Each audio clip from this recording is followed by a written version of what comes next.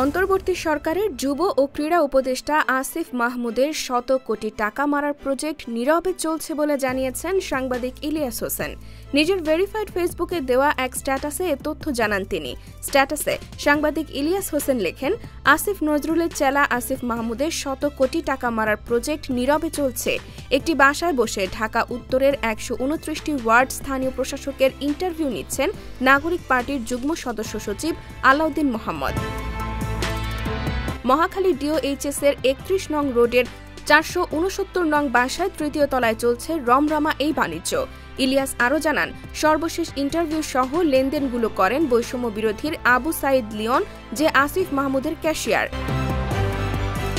নাগরিক কমিটির যুগ্ম সদস্য সচিব ঢাবি শিক্ষার্থী লুৎফর, যে কিনা ছাত্র অধিকার পরিষদের একজন নারী নেত্রীকে ধর্ষণের অভিযোগে গ্রেফতার হয়েছিল।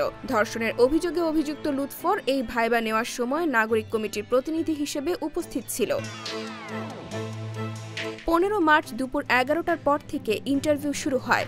নির্ভরযোগ্য একজন প্রত্যক্ষদর্শী জানান, দুপুর ২টার সময় ইন্টারভিউ বোর্ডের পাশে বড় চেয়ারে আলাউদ্দিন, মাঝখানে লুৎফর ও পাশে আর দরজায় শুরুতে বসা ছিল লিওন।